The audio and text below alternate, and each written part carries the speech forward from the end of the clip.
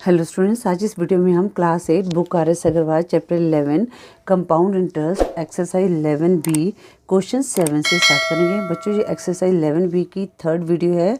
अगर आप क्वेश्चन 1 से लेकर 6 तक की वीडियो देखना चाहते हैं तो डिस्क्रिप्शन में लिंक दिया गया, वहाँ से देख सकते हैं। बच्चों, साथ में हमने क्लास 8 के जितने भी हमने चैप्टर्स की वीडियो अभी तक बनाई है सबका लिंक डिस्क्रिप्शन में दिया गया है। अगर आप देखना चाहते हैं तो वहाँ से देख सकते हैं। बच्चों, क्वेश्चन 7 है, find the amount of ₹8,000 for 2 years compounded annually and the rates being 9% per annum during the first year and 10% per annum during the second year। अब बच्चों यहाँ पर क्या है, जो 2 years का हमने कंपाउंड इंटरेस्ट तो निकालना है, पर हमें जो रेट ऑफ इंटरेस्ट जो है ईयरली जो है 9% दिया है फर्स्ट ईयर का और 10% का सेकेंड ईयर का दिया हुआ है। ठीक है, तो क्वेश्चन बहुत ईजी है, ऐसे कुछ है नहीं है क्वेश्चन। तो हम यहाँ पर हमें जो ये अमाउंट है ये क्या हमारा प्रिंसिपल, तो यहाँ पर लिखेंगे प्रिंसिपल इक्वल टू ₹8,000। ठीक है बच्चों, टाइम कितना आ गया यहाँ पर 2 years आ गया, राइट। और रेट ऑफ इंटरेस्ट, अब यहाँ पर हम क्या करते हैं, हमारे पास 2 रेट ऑफ इंटरेस्ट हैं तो इसको हम R1 लिख देते हैं। R1 9% per annum during first year, right. और R2 10% per annum during second year. ठीक है, अब बच्चों फार्मूला क्या होता है हमारे पास, फार्मूला ये होता है ना हमारे पास A इक्वल टू, यहाँ पर हमने क्या लिखना है P1 + R/100। यहाँ पर हम टाइम लिखेंगे। ठीक है, तो यहाँ पर अब हमारे पास क्या है, ये मतलब हमारे पास 2 रेट ऑफ इंटरेस्ट है तो इसको हम R1 लिख देंगे।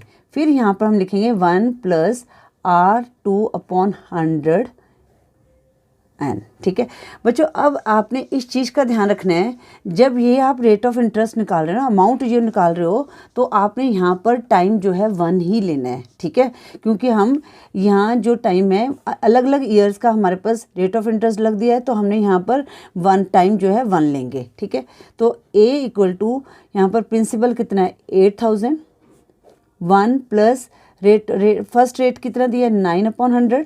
अब यहाँ पर हम 1 लिखेंगे तो लिखने की ज़रूरत नहीं है, तो 1 प्लस अब यहाँ पर कितना दिया हुआ है रेट ऑफ इंटरेस्ट 10/100, राइट। अब यहाँ पर तो ये 0 से 0 कट गया।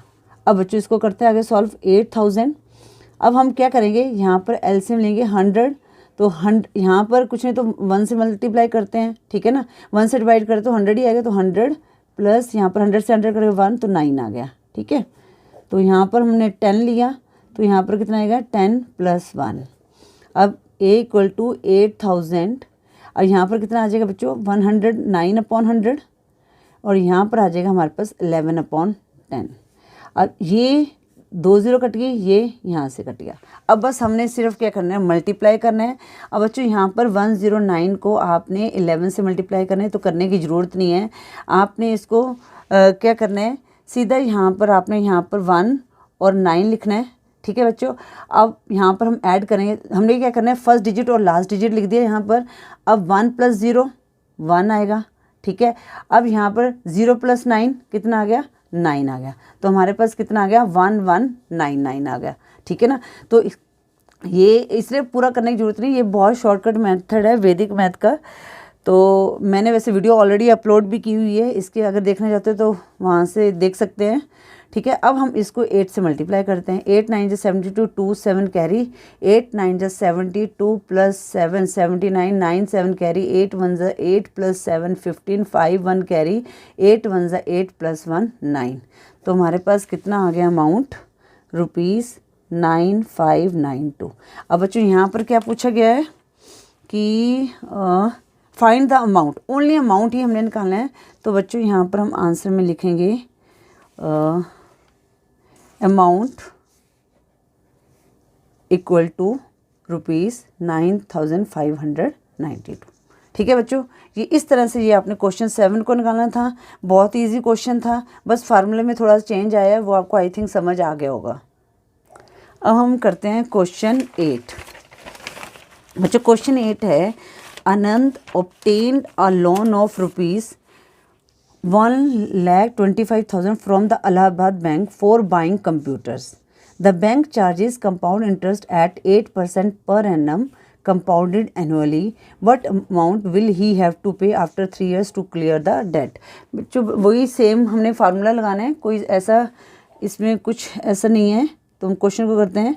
तो बच्चों यहाँ पर आप लिख सकते हैं, इसको हम प्रिंसिपल मान लेते हैं या लिख देते हैं लोन, ठीक है। P इक्वल टू कितना है ₹8,000, सॉरी लोन इक्वल टू 1,25,000, ठीक है बच्चों। तो लोन जिसको हमने प्रिंसिपल मान लिया वो कितना है ₹1,25,000। आगे bank charges compound interest, rate of interest कितना दिया गया है 8% पर एनम। और what amount will he have to paid after 3 year, और टाइम हमारे पास क्या दिया गया है जिसको हम n बोलते हैं वो है 3 ईयर्स। अब हम अमाउंट का फार्मूला लगा देते हैं P1 + R/100 और यहाँ पर n लिख देते हैं, ठीक है ना। P कितना है 1,25,000, 1 प्लस रेट ऑफ इंटरेस्ट करना है 8/100 और टाइम कितना है 3 ईयर्स, ठीक है। तो अब इसको हम यहाँ पर देखो, अगर आपने यहाँ पर नहीं काटना तो इसको आगे कर सकते हैं, अगर काटना चाहते हैं तो कर सकते हैं, क्योंकि मैंने नहीं काटा तो किसी बच्चे ने पूछा था मैम, तो मैंने उनको बताया था आप यहाँ पर काट भी सकते हैं, ठीक है। हम इस वीडियो में काट के चलते हैं। तो कितना है 4 2 8, 4 2 8, रिमाइंडर टू 20, 4 5 20। तो 1,25,000 1 + 2/25 यहाँ पर पावर 3 आएगी क्योंकि टाइम 3 ईयर्स है। तो 1,25,000, तो बच्चों यहाँ पर एलसीएम लिया तो 25 + 2 आ गया, ठीक है। तो ये मैं आपको सिर्फ क्लियर करने के लिए आपको करती हूँ, आप ये वाला स्टेप जो है स्किप भी कर सकते हैं, सीधा यहाँ पर 27/25 भी लिख सकते हैं। तो 1/25,000 तो मल्टीप्लाई 27/25। अब ये हम कितनी टाइम्स लिखेंगे 3 टाइम्स लिखेंगे 7/25, ठीक है बच्चों। अब ये कट जाएगा 25 5 125 और ये 3 zeros लग जाएंगी, ठीक है। फिर 25 2 50, यहाँ पर 200 आ गया। अब ये किस पे जाएगा 25 8 200, ठीक है बच्चों। अब 27 को स्क्वायर होता है 729, तो मुझे पता है तो मैं इसको नहीं करूँगी, मैंने सीधा 27 × 7 729 आ गया। और 27 से मल्टीप्लाई कर देते हैं, इसको रफ में करना है। 7 9 63, 3 6 कैरी, 7 2 14 + 6 20 0 2 कैरी, 7 7 49 + 2 51, 3 9 2 9 18, सॉरी 2 से मल्टीप्लाई करें, 2 9 18, 8 1 कैरी, 2 2 4 5 2 7 14, तो कितना 3 8 6 9 1 आ गया। अब हम 8 से मल्टीप्लाई कर देते हैं, 8 3 24, 4 2 कैरी, 8 8 64 + 2 66, 6 6 कैरी आ गया, 8 6 48 + 6 54 4 5 कैरी, 8 9 72 + 5 77 7 1 कैरी, तो 8 1 8 + 7 15। तो हमारे पास आंसर क्या आ गया 1,57464, ठीक है। तो अमाउंट कितना आ गया ₹1,7157464। तो यही हमें पूछा था कि आफ्टर 3 ईयर्स के बाद कितना पे करना पड़ेगा। तो आंसर में लिखेंगे, आंसर में आएगा हमारे पास व्हाट अमाउंट ही has to pay, Anand has to pay ₹1,57464 after 3 years to clear his debt, ठीक है। ये आपने क्वेश्चन से ही उतार लेना है, ठीक है बच्चों। इस तरह से आपने ये क्वेश्चन 8 को सॉल्व करना था। अब हम करते हैं क्वेश्चन 9। बच्चों क्वेश्चन 9 है 3 years ago Biru purchased a buffalo from Surjit for ₹11,000.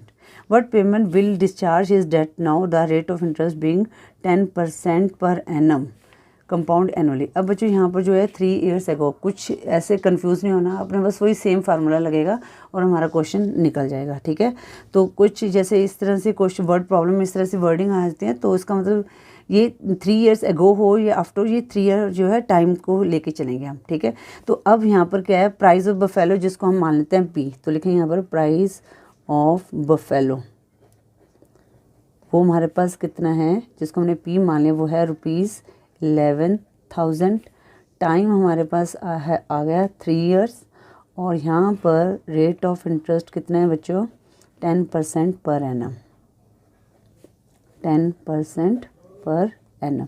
ठीक है, कंपाउंडेड एनुअली कैलकुलेट करना है तो सिर्फ फार्मूला लगा देंगे, क्या होता है P1 + R/100, यहाँ पर आएगा टाइम, तो P की वैल्यू दी हुई है 11,000, 1 + R की वैल्यू कितनी है 10/100, और टाइम कितना दिया 3, 0 से 0 कट गया, तो 11,000 यहाँ पर कितना आ जाएगा बच्चों, 10 + 1/10, 3 आ जाएगा। अब हम 11,000 मल्टीप्लाई, यहाँ पर कितना आ जाएगा 11/10, ये 3 हम टाइम्स लिखेंगे। ठीक है, अब जो ये सारी 0 इससे कट गई, अब हमने 11 से मल्टीप्लाई करना है, तो 11 को 11 से मल्टीप्लाई किया 121 आया। अब फिर हमने 11 से मल्टीप्लाई करना है, तो बच्चों क्या करें, लास्ट के 2 डिजिट लिखेंगे, 1 + 2 3 और 2 + 1 3 आ गया। ठीक है, फिर हमने 11 से मल्टीप्लाई करना है, तो हम लास्ट के 2 डिजिट लिखेंगे, 1 1 लिखेंगे, फिर 1 + 3 4, फिर 3 + 3 6, 3 + 1 4, तो ये हमारा आंसर आ गया। हमारा आंसर क्या है यहाँ पर, ₹14,641, ये हमारा अमाउंट आ गया। तो आंसर में लिखेंगे क्या था,